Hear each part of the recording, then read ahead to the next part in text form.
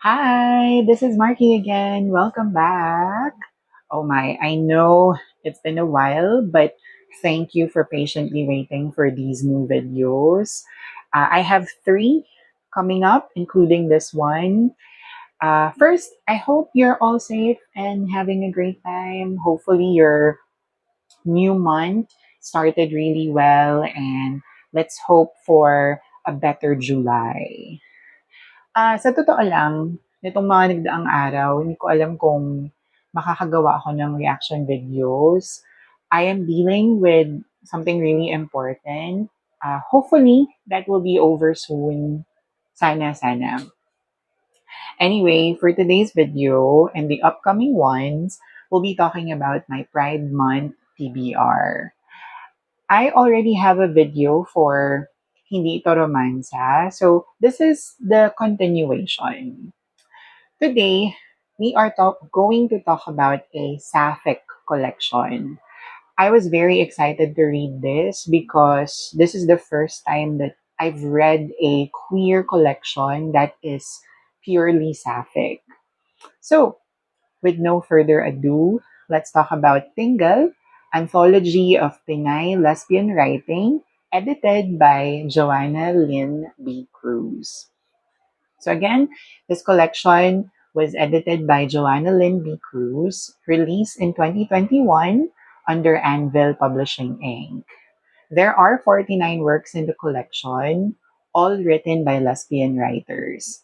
This is a combination of short stories, poems, and even illustrations.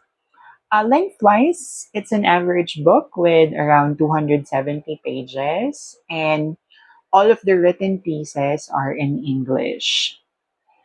For this one, writers were asked the question, what makes you tingle as a lesbian? And their response built the book. This cover that you see is from the painting of Katrina Palon or Palyon. It's underwater, and you can see these different kinds of fish. Personally, hindi ko alam yung relevance ng cover sa anthology, but I like that it strayed away from colors that are usually associated with the queer community. Pag nakita mo yung cover, hindi mo may isip na Sapphic collection siya. This is a signed copy, so thank you, Miss Joanna, for signing it. Okay, now again, there are 49 pieces in the collection. Siyempre, hindi ko naman kukwento yung buong 49. Baka nakagawa na ng Tingle Volume 2, hindi ko pa tapos yung video. What I'll do instead is talk about some of the memorable pieces for me. Uh, the collection is actually divided into 7 parts. So I think I'll be talking about one or two from each of those parts. As for the rest, hopefully I'd be able to share my reaction to those in the future. So let's begin. Part one is how it begins. So we go to the fifth story, Double O by Biandra Ditma Makarambon. This is a story about ex-partners. Sadly, here, traditions and preferences don't mix well. The saddest part, lalo sa Pilipinas, is that we have so many traditions, so many religious rules na kailangang sundin. They really limit our freedom to love. I'm not saying religions are bad, but they can be too limiting sometimes. And sayang kasi naapektuhan yung pagmamahalan ng dalawang tao. Okay, part two is Family Matters. Our eighth story is Stopovers by Krista V. Melgarejo. Now, the story is about a teenager who decided to live and study in Manila. A lot of things happened to her during her stay in a very liberating city.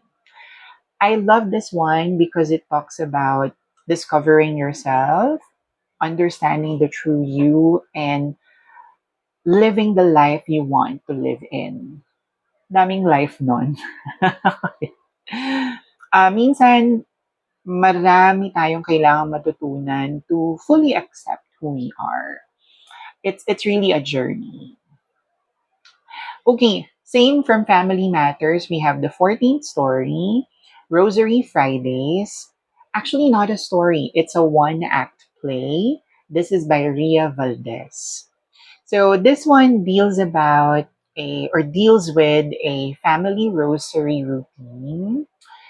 Here we get a view of a woman who, again, eventually discovers who she really is. I can really see this as a play. Everything that happened centers on one scene, which is a family praying the rosary. So, madaling iset up to as a play, I think. Kala mo naman alam na alam. Okay. Here, we just have to remember, especially for us in the queer community, na acceptance of our family is sometimes not needed. What's more important is that you accept who you are. There will always be a chosen family. Hopefully, everyone has a chosen family. All right, part three is passion. And the 21st story is Ocean Ghost. This is by Nina Matalan Alvarez. This one takes place in Mati, Davao Oriental, basically a beach resort. Um, this is more of an organic encounter. So, two women who do not know each other ended up having a great time. Medyo awkward lang para sa akin kasi 18 years old lang yung main character. For me, it's just too young. Pero, alam naman natin na may ilang kabataan na talaga namang impulsive minsan. Kawawa lang yung dragonfly sa story. Sana masaya siya bago siya napisat. Okay. All right, the fourth part is unrequited or unrequited. I think requited is the right pronunciation. Yeah. 28th story is Footnotes to a Mixtape by Kate Pedroso. Here we follow a person telling anecdotes of her high school love. The Barbie's Cradle references were so fun to read. The story is divided into several parts, each related to lyrics from songs by Barbie's Cradle. The effort in weaving a story inspired by lyrics from something specific is amazing. Nakakabilib yun. Big fan siguro ng Barbie's Cradle si writer. At the end of the story, we'll learn that sometimes it's not always what we want. We don't always get what we want. And that's okay. It's a learning experience. Okay, moving on to the fifth part, we have consummate, consummated. The 33rd story is Toward Coffee by Laurel Flores Pantauzo. Um, this is a love story centered around coffee, drinking it, preparing it, etc. This was also a fun read kasi natuto rin ako about coffee. Learning experience siya para sa akin.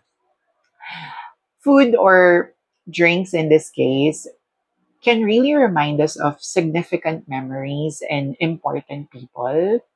Kung napanood niyo yung That Thing Called Tadhana, may scene doon na sa bawat food item na mababanggit, merong memory si Macy about her ex.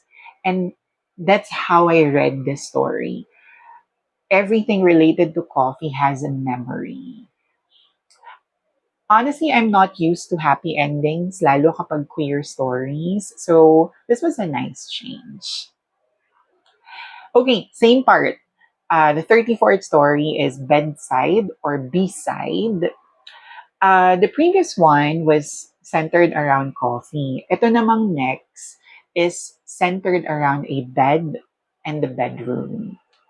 This inanimate object was constant witness in the ups and downs of a relationship.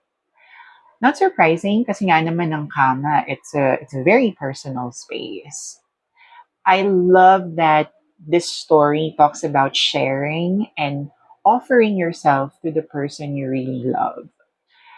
Napakagaan siguro ng isang relationship na wala kang ganong inhibitions and you can offer yourself fully. Now, part 6 is struggle. The next story going to talk about is the 39th story, Lessons from the Lesbian Tent by Anna Leia Sarabia. This one had a more serious tone as it talked about gay rights and equality. As we all know, the queer community has always been deemed taboo because humanity has not evolved and it's still very much distorted. Ang daming taon na ang lumipas since gay rights and the gay rights movement was introduced, pero the changes are still so minimal. Siguro dahil na rin may hierarchy within the community itself na parang mismong mga nasa queer community ang magkakakompetensya. Hopefully, there comes a time when we can really say that the LGBTQIA plus community is truly unified. Fingers crossed. Okay, from the same part, we have Stereotypes 101, How to Write a Pseudo-Lesbian Story. This is by Andelin Fehe. This one was treated as a tutorial and it's not really a traditional story form. I love the sarcasm in this piece. May yabang yung sarcasm na nakaka-entertain pero hindi nakakainis. From the title, stereotyping and prejudices are still very rampant even in the 2020s. Not only with the queer community, but with other minorities as well. You will laugh while reading this piece, but there's that underlying seriousness to it that should really be acknowledged. Na stereotyping should end. Yeah, I think as simple as that. Okay, the final part of the collection is how it ends. I'll be talking about the 49th piece. This is the last piece in the collection. We have Directions for My Care. This is by our editor, Joanna Lynn B. Cruz. So here we have the writer giving instructions on what to do in case something bad happens to her.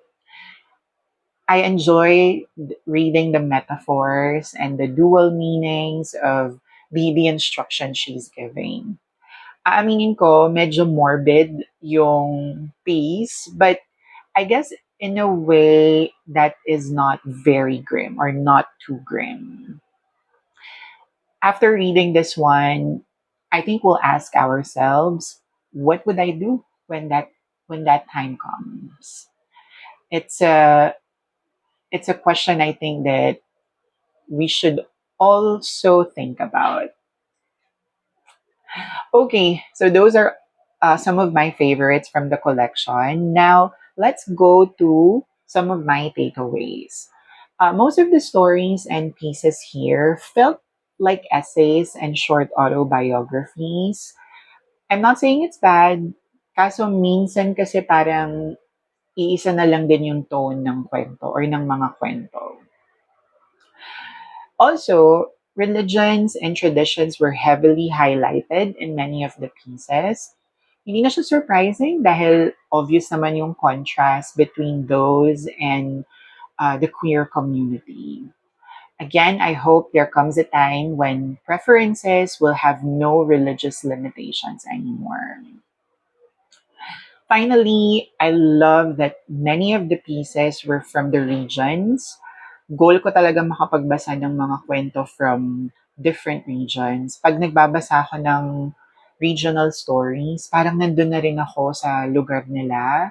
hindi ko na kailangang mag-travel, pero sana makapag-travel pa rin. Uh, that's very exciting for me as a reader. It makes me so excited to read more.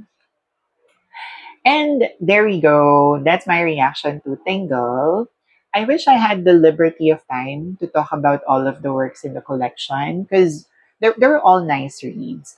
I'll figure out a way para ma-share ko rin yung thoughts ko sa iba pang pieces. This book is a good entry point for those who want to try reading sapphic materials.